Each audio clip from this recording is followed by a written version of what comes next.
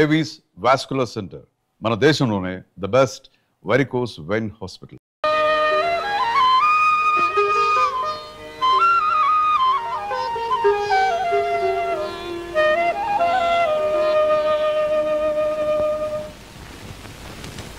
విజయ్, ఎల్లుండి నా బర్త్డే గుర్తుందా? ఓ అడ్వాన్స్ గా విష్ యూ హ్యాపీ బర్త్డే. ఒట్టి విషయనా? ఏం కావాలా కోరుకో. అడగనా? ఒక చిన్న డైమండ్ నెక్లెస్. That's all. చిన్న డైమండ్ నెక్లెస్ ఏం కర్మం, పెద్ద డైమండ్ నెక్లెస్ ప్రజెంట్ చేస్తాను. Just wait. హరి హరి, వస్తున్నా వస్తున్నా బాబు గారు. హరి, పిలిచారా బాబు గారు? నీ దగ్గర డబ్బు ఎంత ఉంది? డబ్బా నా దగ్గర ఏమీ లేదే. ఏమీ లేదా? ఏమిటం అనేది? అదే ఊటీలో ఉన్న బంగ్లా, మిగతా ఆస్తులు తాకట్టు పెట్టకే బంగ్లా కొన్నాం. నా దగ్గర ఏమీ లేదండి. సరే సరే, ఇక పోతే లేదు, గీతే లేదు. నాకు ఇప్పుడు అర్జెంట్ గా డబ్బు కావాలి. వెంటనే వెళ్ళా చేతిని తీసుకురా. అలాగే. 50,000. రామ్ రామ్, చాలా కష్టం సాబ్. ఇప్పటికీ తాకట్ మీద చాలా ఎక్కువ డబ్బు ఇచ్చాం. అస్సలు వడ్డీ మొత్తం అంతా కలిస్తే అంతా డబల్ డబల్ అయిపోయింది. ఫాయిదా లేదు సార్. అలాంటి ఎలా సెట్ గారు? బాబు గారు, మన ఏటపాలెం ఎస్టేట్ ఉందిగా?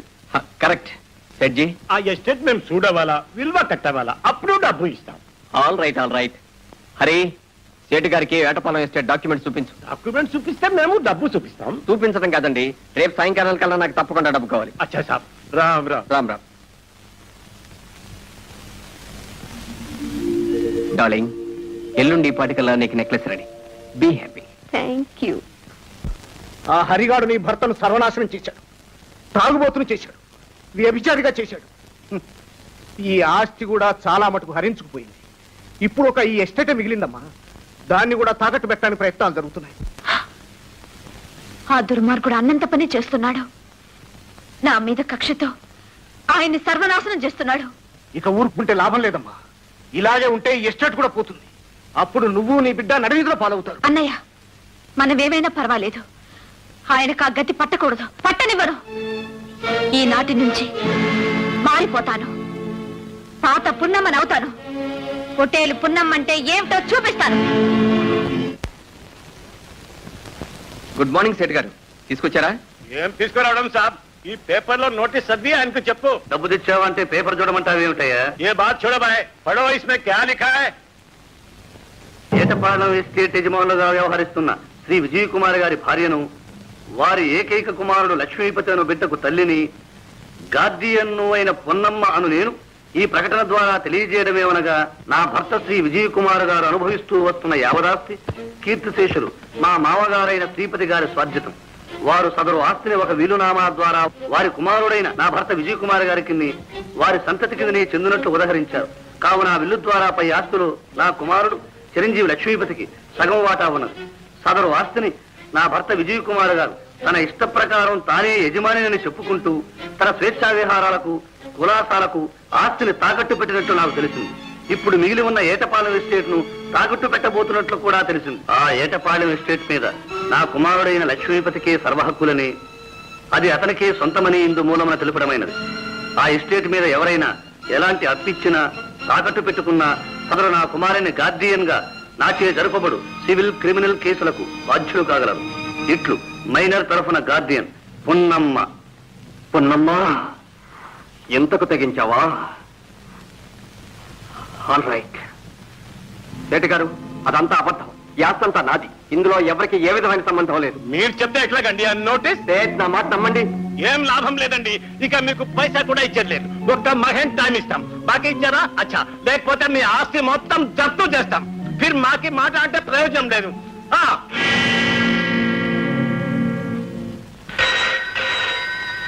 హలో, గొప్పన మాట్లాడుతున్నాను. 3 నెలల ముందు 50,000 చెక్ ఇచ్చారు. అది తిరిగి వచ్చింది. గుర్తుందా? ఎస్ గుర్తుందండి. అడిగినప్పుడల్లా ఇదిగో అదిగొంటూ వచ్చాం. ఈ రోజు నీ భార్య ఇచ్చిన నోటీస్ చూశారు. చూడండి గుప్తా గారు, అదంతా అబద్ధం అండి. నేను కోర్టుకి వెళ్తున్నాను. ఆ ఆస్తి అంతా నాదేనని రుజువు చేసుకుంటున్నాను. దయచేసి అప్పటిదాకా మీరు. Thank you very much. Hari, అది నన్ను నలుగురిలోనూ తలెత్తుకోకుండా చేసింది, అవమానం పాలు చేసింది. దాన్ని దెబ్బకి దెబ్బ తీయాలి. వెంటనే వెళ్ళి లాయర్ని మాట్లాడు. కానీ బావుగారు మనం లా ప్రకారం పోతే ఏమీ లాభం ఉండదేమోనని. ఆ పల్లెటూరు బయటకు తెలిసిన లా నాకు తెలియదు అనుకున్నావా? నువ్వు వెంటనే వెళ్ళి ఎలా అయినా మాట్లాడు. వెళ్ళు. అలాగే.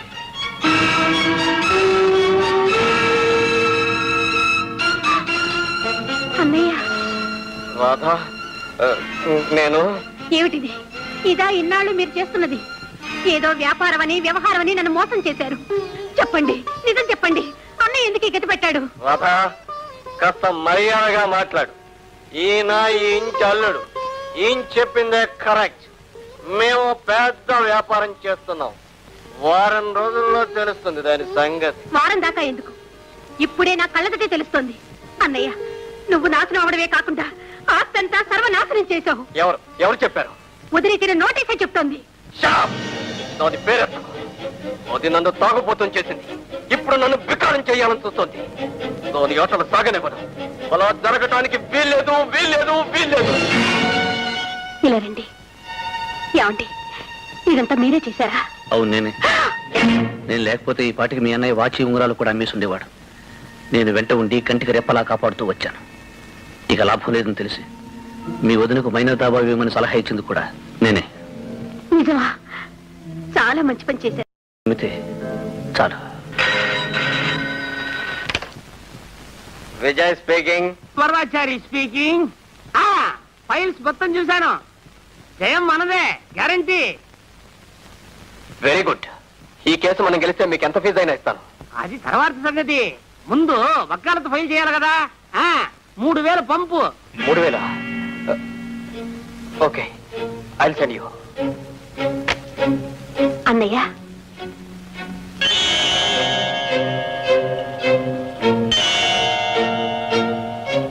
రాధా, ఈ నెక్లెస్ నువ్విచ్చింది అన్నయ్య.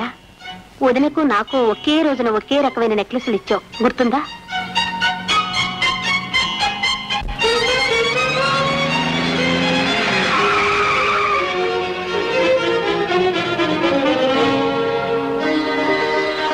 వచ్చారా చిన్నబాబు? రండి, లోపలికి రండి. అక్కర్లేదు. ఆ గాడిదకు నేను ఒక రోజు నెక్లెస్ ఇచ్చాను. దాన్ని తీసుకురండి. అలాగే తీసుకొస్తాను. మీరు లోపలికి రండి. ఇక్కడుండి మాట్లాడితే ఎవరైనా ఏమని అనుకుంటారు. నేను రాను. త్వరగా వెళ్ళి ఆ నెక్లెస్ తీసుకురండి. పండి. అలాగే.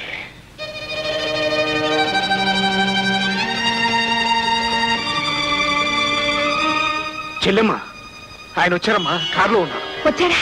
లోపలికి రమ్మా. ఆగమ్మా, నేనేమో రమ్మన్నాను, కానీ ఆయన రానన్నాడు.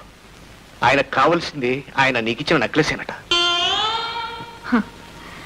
ఆయన నాకిచ్చింది నెక్లెస్ ఒక్కటే కాదు, ఈ బిడ్డను కూడా ఇచ్చారు. ఇప్పుడు నెక్లెస్ ఒక్కటే కావాలన్నారు. సరే, ఒక్కసారి వచ్చి బాబుని తప్పక చూసి వెళ్ళమని చెప్పన్నయ్య.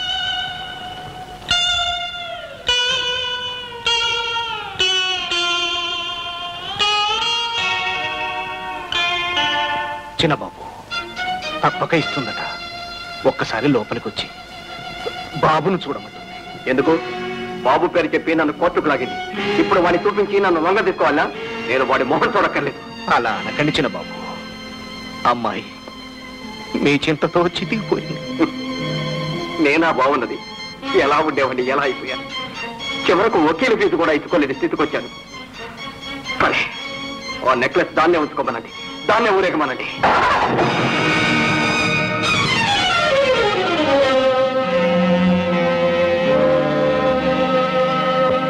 మిస్టర్ విజయ్, ఎన్నిసార్లు చెప్పాలయ్యా?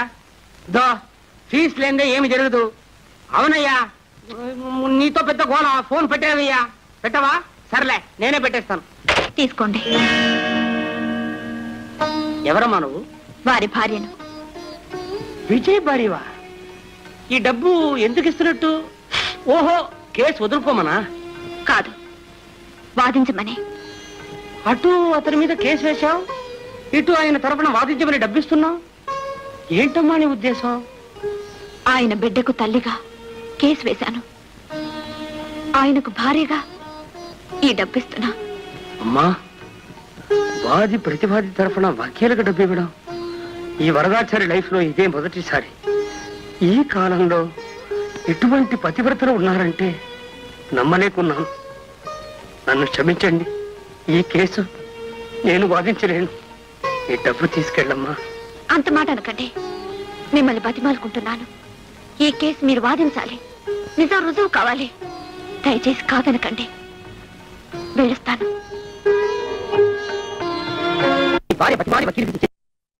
పోయిందయ్యా. అటువంటి ఉత్తమరాణితో నీకెందుకయ్యా పేచి?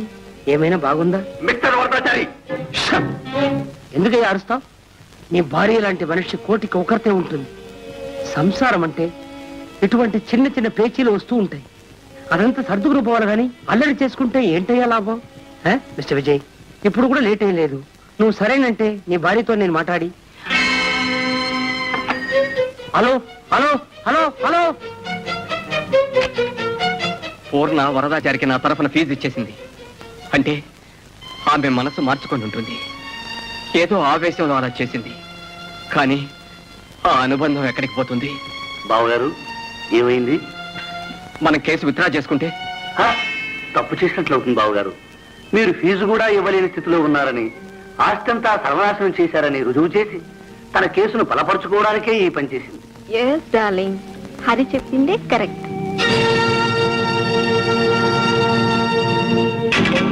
హరి, నువ్వు చెప్పిందే కరెక్ట్. 10% కరెక్ట్. మనం ఎలాగైనా ఈ కేసును నడిపించాలి. మనమే గెలవాలి. బావగారు, అందుకు చిన్న చర్చ. ఏమిటది? పొన్నమ్మ తన తరఫున వకీల్ని పెట్టుకోలేదు. ఎలాగైనా ఆమెను కోర్టుకు రాకుండా ఆపేశామా ఎక్స్ పార్టీ డిగ్రీ ఖాయం. Very good. ఏం చేస్తావో ఎలా చేస్తావో నీ ఇష్టం. ప్రొసీడ్.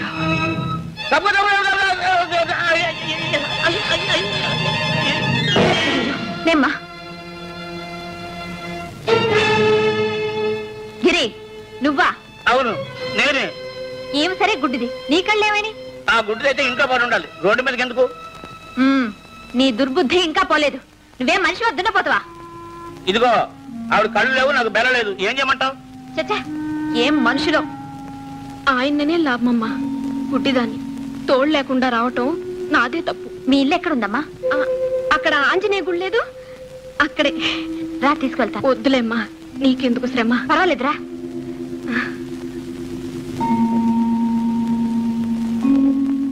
కూర్చో. ఈ ఇంట్లో ఎవరు లేరా? నువ్వా? అవును, నేనే. మరి ఈమె? గిరి భార్య మళ్ళీ. అవును, నా భార్య. గుడ్డిది కాదు. ఇదంతా నిన్ను తొక్కి పెట్టాలని ఆడిన నాటకం. ఎందుకు? నువ్వు కోర్టుకు హాజరు కావడానికి వీల్లేదు. ఈ రోజే కేసు మేమే జయించాలి. గిరి, దీని కళ్ళు చెదులు కట్టిపడే.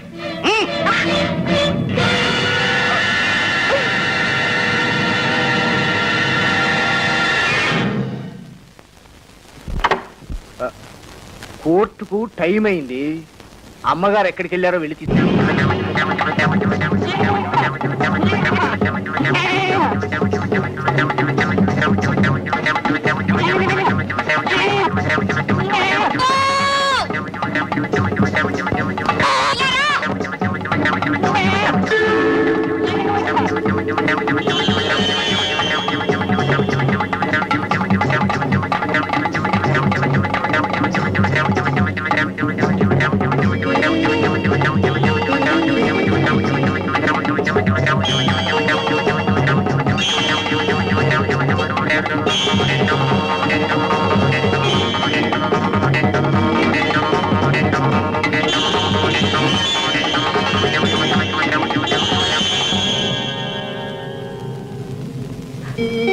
రాము, నువ్వు ఇక్కడే ఉండు.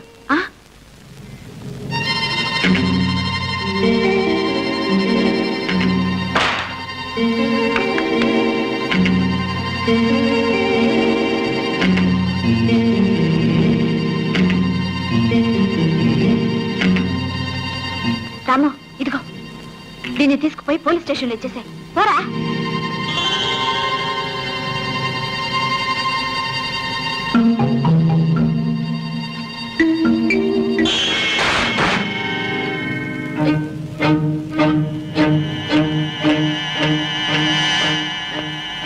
ఒకే మాదిరి, అదే మాదిరి.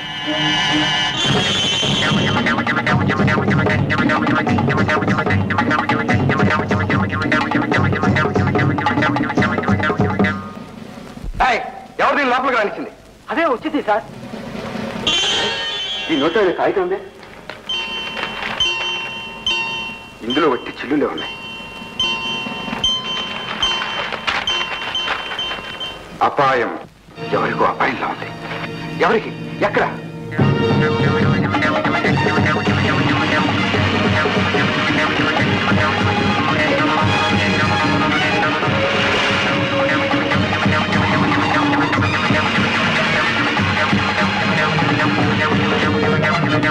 గిరి, కోర్టుకు టైం అయింది. దీన్ని జాగ్రత్తగా చూస్తుండు.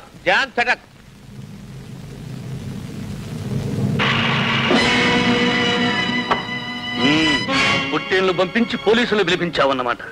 అవును, ఇంకొక క్షణంలో మీ చేతులకు బేడీలు పడతాయి. మాతో పాటు నీ మొగుడికి కూడా పడతాయి బేడీలు. ఎందుకని? ఇదంతా మేమే చేశామనుకుంటున్నావా? ఆయన చెప్తేనే చేశాం. అసలు నేరస్తుడు మీ ఆయన.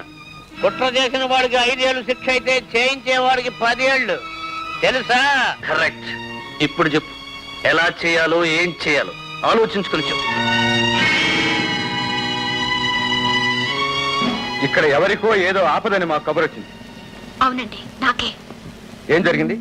ఎవరో 2 రౌడీలు నా చేతులు కట్టిపడేశారు. ఎక్కడ వాళ్ళు? ఏమ్మా, ఎక్కడ రౌడీలు? పారిపోయారా? అవునండి, వీళ్ళిద్దరూ వచ్చి నన్ను కాపాడారు. నాకేం పర్వాలేదు, మీరు వెళ్ళొచ్చు. ఓకే, మీరు స్టేషన్కి వచ్చి రిపోర్ట్ రాసివ్వండి. వెళ్ళొస్తానమ్మా. వస్తానండి. నమస్కారం. హరి, నా భర్త కోసం నిన్ను కాపాడాను. బతికిపో. రాము,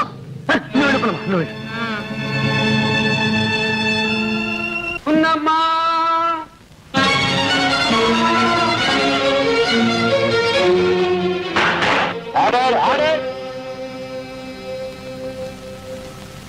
నమస్కారం అయ్యా, నేనే పున్నమ్మను. మీ తరఫున వాదించడానికి వకీళ్లు ఎవరూ లేరా?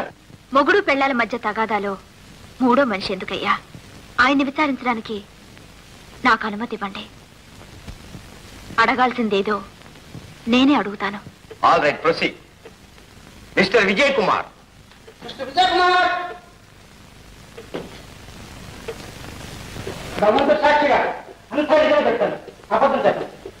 భగవంతుని సాక్షిగా అంతా నిజమే చెప్తాను, అబద్ధం చెప్పను.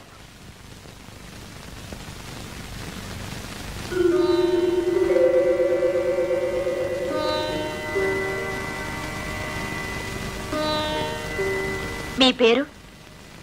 విజయ్. మీకు పెళ్ళైందా? అయింది. బ్రతికించారు. పెళ్లి కాలేదని చెప్తారేమో అనుకున్నా. మీ భార్య పేరు? పున్నమ్మ. పర్వాలేదే, భార్యను మరిచిన భార్య పేరు గుర్తుంచుకున్నారే. సరే, మీకెంతమంది బిడ్డలు? ఒక్క బిడ్డే. పిల్ల పిల్లాడా? పిల్లాడని విన్నాను. భేష్. భార్యని తెలుసు, భార్య పేరు తెలుసు. ఆ భార్యకు పుట్టిన బిడ్డ సంగతి మాత్రం తెలియదు. విన్నారు, అంతేనా? అయ్యా, ఇది కాస్త రాసుకోండి. సరే, ఎప్పుడు విన్నారు?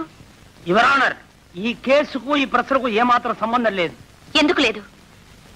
ఆయనకు ఆయన సంసారానికి ఏ సంబంధము లేకపోబట్టే ఈ కేసు వేయాల్సి వచ్చింది. అందుకే ఈ ప్రశ్న వేశాను. Objection over ruled. విచారణ కానివ్వచ్చు. మీ పిల్లాన్ని గురించి ఎప్పుడు విన్నారు? నేను వేరుగా ఉన్నప్పుడు. ఎందుకు వేరుగా ఉండాల్సి వచ్చింది? నువ్వంటే నాకు ఇష్టం లేదు కనుక. ఓహో, నన్ను చూస్తేనే చాలని, నాతో మాట్లాడితేనే చాలని పొలాల్లో, చెరుకు తోటల్లో నా వెంట పడ్డది ఇష్టం లేకేనా?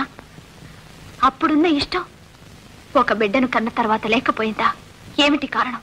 మీ నాన్నగారు అంటే మా మామగారు మీకెన్ని లక్షల ఆస్తి ఇచ్చి వెళ్ళారు? సుమారు 30 లక్షల ఆస్తి. ఇప్పుడెంత ఆస్తి ఉంది? 10 లక్షలు. అంటే 20 లక్షల ఆస్తి ఖర్చు అయిపోయింది. ఏం చేశారు? ఏదైనా వ్యాపారం చేశారా? లేదు. పోనీ దాన ధర్మాలు చేశారా? లేదు. మరి ఎలా ఖర్చయింది? ఎందుకలా కంగారు పడతారు? చెప్పండి. నేను చెప్పనా? తాగుడుకు, తందనాలకు తగలేశారు. అవునా కాదా?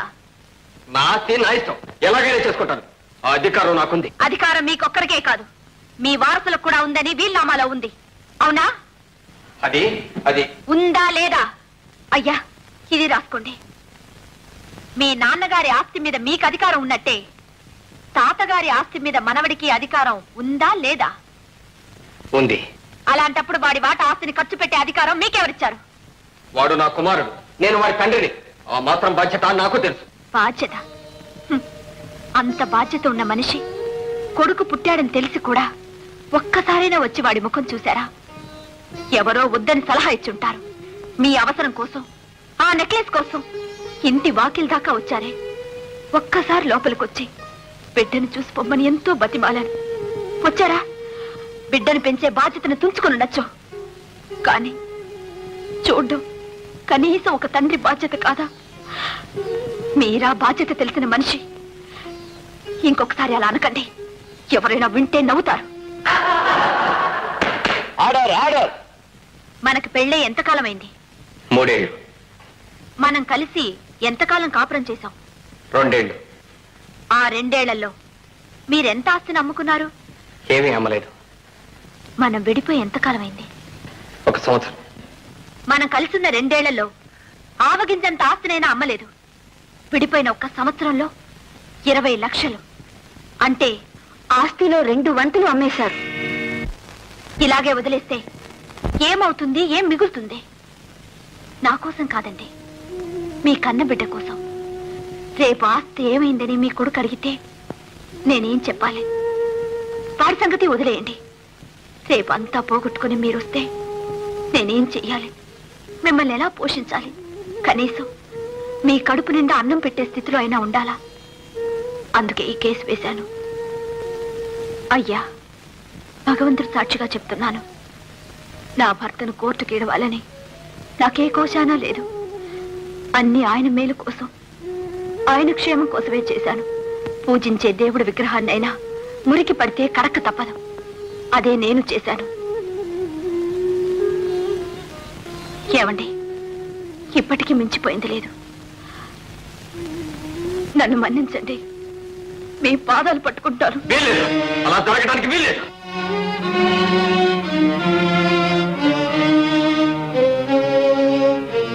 మిస్టర్ వరదాచారి. యువర్ ఆనర్, ఇంత విన్న తర్వాత అడగాల్సింది ఏమీ లేదు.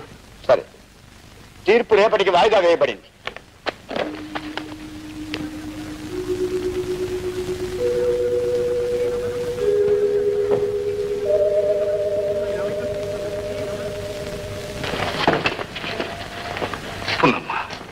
దేవుడున్నాడమ్మా, నీకు న్యాయమే జరుగుతుంది.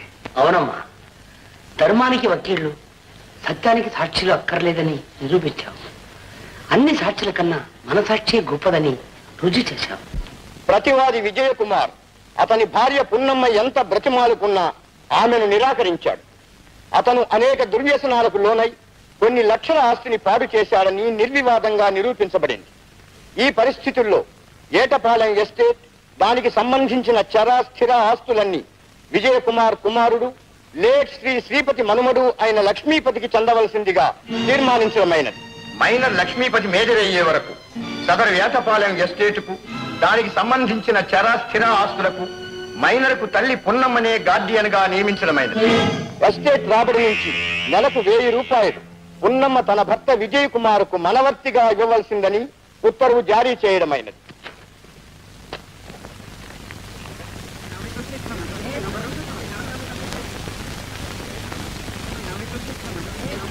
విజయ్, కేసు అయ్యేదాకా ఆగమన్నా. ఆగా, ఇప్పుడేమంటావు? గుప్తా గారు, హైకోర్టుకు అప్పీల్ చేస్తున్నాను, దయచేసి అప్పుడు దాకా ఆగండి. చాలేవయ్యా, నీకే హైకోర్టు సుప్రీంకోర్టు పోతూనే ఉంటాం. నన్ను నీతో పడమంటావా? అదే వీళ్ళే. ఇది ఫోర్జరీ కేసు. 24 గంటల్లో డబ్బు చెల్లించావా సరే, లేదా నిన్ను అరెస్ట్ వారెంట్ చేస్తాం. రమణ, రమణ, ఏమ్మా? ఆ దివాళా తీసిన విజయ్ వస్తే లోనికి రానివ్వద్దు. ఏమిటి? నేను దివాళా తీశానా? అవును. ఏమన్నా? ఆస్తంతా దిగమింగి ఇప్పుడు నా దగ్గర పైసా లేదని నన్ను దివాళా కోరంటావా? మళ్ళీ మళ్ళీ ఇలా ఎవరి కప్పులో కోల్చకుండా వద్దు వద్దు, నన్ను చంపద్దు. నీ ఆస్తిని కాజేసింది, నీ ఐశ్వర్యాన్ని మింగేసింది నేను కాదు, ఆ హరిగాడు. అరే అవును, కేవలం నాకు నెల ఖర్చులు ఇచ్చేవాడు అంతే, నాకేం తెలియదు. హరి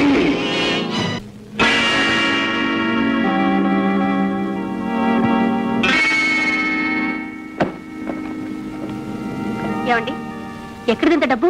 అప్పు చేశాను. అబ్బా, దేనికి? దేనికా? ఏమండి చెప్పండి. మీ అన్నయ్య సేట్ దగ్గర అప్పు చేసి ఆస్తిలో రెండంతులు తాగి తందనాలాడి కుటుంబ గౌరవాన్ని నాశనం చేశాను. ఆ ఆస్తిని విడుదల చేయడానికి అప్పు చేశాను. అబద్ధం, పచ్చబద్ధం. అన్నయ్య, ఈతుడా, అప్పు చేసావా? నిజం చెప్పు, ఎక్కడిది డబ్బు, ఎవరిది డబ్బు? రాధా, నువ్వు అనుకున్నట్టు వీడు దేవుడు కాదు, ఇంటి గౌరవాన్ని నిలబెట్టడానికి వచ్చిన మహానుభావుడు కాదు, దుర్మార్గుడు, మేకవ నిప్పులి. అన్నయ్య, ఎవరు నువ్వు అంటున్నది? నీకేమైనా మతిపోయిందా? ఇన్నాళ్ళు మతిపోయే ప్రవర్తించాను, ఇప్పుడే తెలుసుకున్నాను. వీడి నిన్ను అప్రదిష్ట నుంచి కాపాడటానికి కాదమ్మా పెళ్లి చేసుకుంది, ఈ ఆస్తి కోసం, ఐశ్వర్యం కోసం. వీడి అసలు రంగు ఇప్పుడే బయటపడింది. అన్నయ్య, చాలు నీ నిందలు. కేసులో ఓడిపోయావు, నోటుకొచ్చినట్టులా వాగుతున్నావు. Correct Radha, correct. మీ అన్నయ్యకు నిజంగా పిచ్చి పట్టింది. ఇలా వదిలేస్తే ఏమైనా చేస్తాడు. ఏం కూర్చావు? నిన్ను విజయ్ గారు.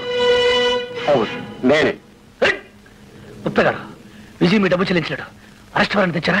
వెంటనే మీరు జైల్లో పెట్టించండి. అవసరం లేదు, విజయ్ గారి భార్య నా బాకీ మొత్తం చెల్లించారు. ఆ విషయం చెప్పడానికే వచ్చాను. వెళ్ళొస్తాను. విన్నావా రాధా, నా భార్య నా అప్పు తీర్చింది. అదే నీ భర్త నన్ను జైలుకి పంపించాలని చూశాడు. ఎప్పటికైనా తెలిసిందా ఎవరు ఏమిటో? ఎవరేమన్నా, చెడిపోయిన నన్ను కడుపుతో ఉందని తెలిసి చారదీసి పెళ్లి చేసుకున్నాడు. ఆయన దేవుడు కాదు రాధా, కానే కాదు. నిన్ను చెరిచింది ఆయనే, నిన్ను గర్భవతిని చేసింది కూడా ఆయనే. అబద్ధం. నీ భర్తకు నాకు చెడిందని తెలిసే ఎత్తు వేశావు. కాదు, రుజువులతో పాటు వచ్చాను. ఇదిగో. అజయ్, నీకెలా వచ్చింది? సుందరం, జరిగిందంతా చెప్పు. ఒకరోజు హోటల్లో గ్రేప్ జ్యూస్లో మొత్తం మంది కలిపేమని ఆయన చెప్పాడు. నేను ఇచ్చాను. ఆమె స్పృహ తప్పి పడిపోయింది. ఈయన చర్చి వెళ్ళాడు. ఆ రూమ్లో నాకు ఈ చైన్ దొరికింది. దీన్ని నమ్మబోతుంది అమ్మగారు పట్టుకున్నారు. ఇది నీకు ఎక్కడిది, నిజం చెప్తావా లేకపోతే పోలీసులకు చెప్పమంటావంటే భయపడి జరిగినంత చెప్పేశాను, అంతే. నువ్వు వెళ్ళొచ్చు. ఇంత చేసి ఏమీ తెలియనట్టే. అంతేకాదు, నిన్ను మెట్ల మీద నుంచి తోసింది నీ భర్తే. కాదు, నే కాదు, నే కాదు. రాధా, ఆనాడు నిన్ను మెట్ల మీద నుంచి తోసింది నేనన్నావే, అప్పుడు నా ముఖం చూసావా? లేదు, చీర మాత్రం చూశాను. ఈ చీరేనా? అవును. మళ్ళీ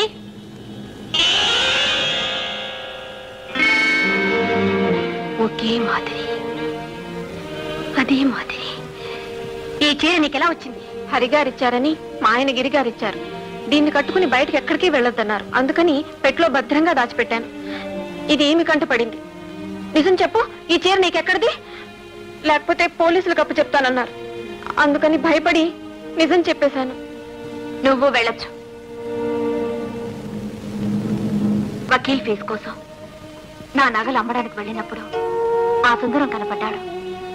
నన్ను కోర్టులో హాజరు కాకుండా ఆపటానికి ఈ హరి నన్ను గిరి ఇంట్లో కట్టి పడేశాడు. అప్పుడు ఆ చీర కనిపించింది. రాధా, ఇప్పటికైనా అర్థమైందా ఎవరు ఏమిటో? ఏమండి, ఇప్పుడైనా నమ్ముతారా? నేనే పాపం చేయలేదండి. నన్ను నమ్మండి, నన్ను క్షమించండి. పూర్ణ, నువ్వే నన్ను క్షమించాలి. ఈ నీచుడు మాటలు విని నీకు చేయరాని ద్రోహం చేశాను. పూర్ణ, వాకిలి వరకు వచ్చి నా రక్తాన్ని పొంచబట్టిన ఒక్కగానొక్క కొడుకుని కళ్ళారా చూసుకోకుండానే తిరిగొచ్చాను. ఈ పాపాత్మని నువ్వే క్షమించాలి పూర్ణ, నువ్వే క్షమించాలి. అంత మాట అనకండి హరి. పసిబిడ్డ లాంటి మనిషిని, పాలకుండ లాంటి మనస్సును ఎందుకింత పాడు చేశావు? ఆ రోజు నువ్వు నన్ను చెరచాలని ప్రయత్నించినప్పుడు నీకు బుద్ధి చెప్పి మార్చి నిన్ను మంచివాణ్ణి చేశాను. క్షమాపణతో నువ్వు రాసిచ్చిన ఆ ఉత్తరాన్ని నీ మాటలు నమ్మి చించేశాను. అందుకు ఫలితం ఇది. ఏమిటి ఏమిటి అనేది? ఇవన్నీ నాకు చెప్పాలని ఎంతో ప్రయత్నం చేశాను, కానీ మీరు వింటేగా. నిన్ను ఇంత పాపాన్ని మూట కట్టుకుని ఎక్కడికి వెళ్తాను? మిమ్మల్ని వెళ్ళనివ్వను, వెళ్ళనివ్వను. ఏమిటి ఏమిటి మీరు చేస్తున్నది? అతన్ని చంపితే మీ చెల్లెలు పర్వాలేదు వదినా. ఈ పాపిష్ట మనిషితో సుమంగలిగా ఉండడం కన్నా చావడమే మంచిది. పాపాత్ముడా, దీంతో నీ పాపం పడ్డింది. నువ్వు బ్రతకూడదు. నిన్ను నేను మారిపోయాను. నా పాపాలన్నిటికీ ప్రాయశ్చిత్తం చేసుకుంటాను. నన్ను క్షమించరాదా? ఉన్నమ్మా, మొదటి నుంచి నువ్వు నా దారిలో ముల్లైపోయావు. నా నేరాలని నిరూపించావు. ఇక నువ్వు బ్రతకటానికి వీల్లేదు.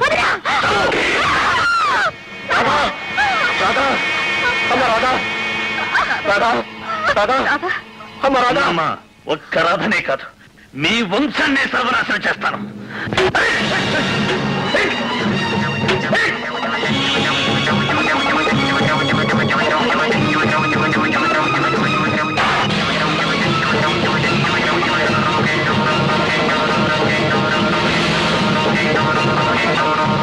అన్నయ్య, నువ్వు మాత్రం ఆ దుర్మార్గుడిని వదలొద్దు.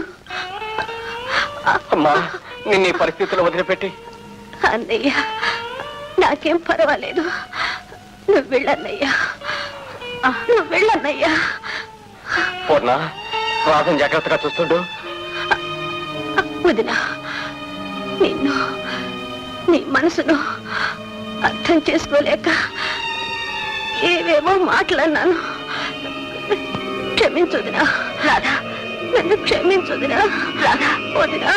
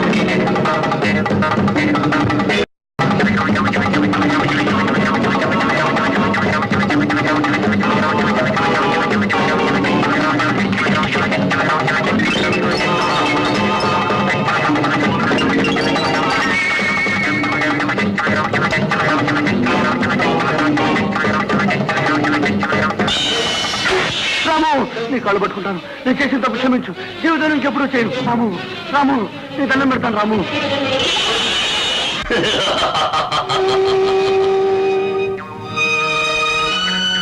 రాము, నువ్వు నన్ను చంపాలనుకున్నావు, కానీ ఇప్పుడు నేనేం చేస్తానో చూడు.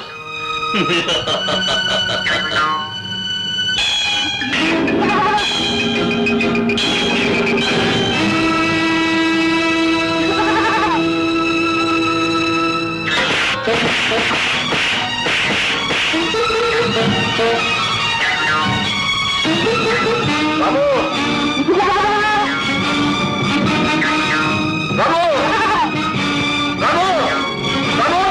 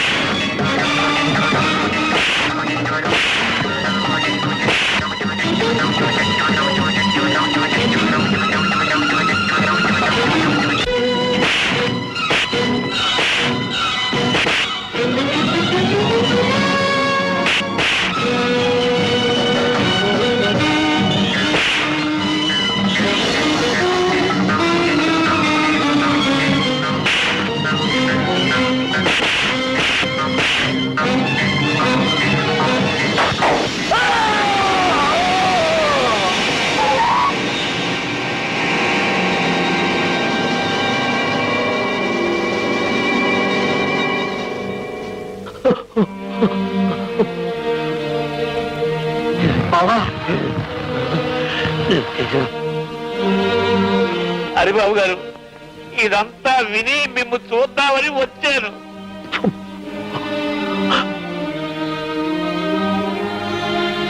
అరే రెడీ, థ్యాంక్ యూ. ఈ ఫోటో తీసింది మీకోసం కాదు, నా కోసం. దీన్ని పెద్దది చేసి నా గదిలో పెట్టుకుంటాను. ఎందుకో తెలుసా?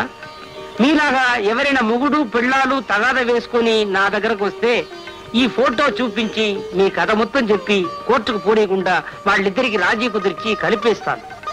Very good, wonderful. ఆ ఏడుగుండల స్వామి చలని చూపుతో సకల ఐశ్వర్యాలతో మీ దాంపత్యం కలగాలం వర్ధిల్లాలని ప్రార్థిస్తున్నాను. శుభం. Thank you.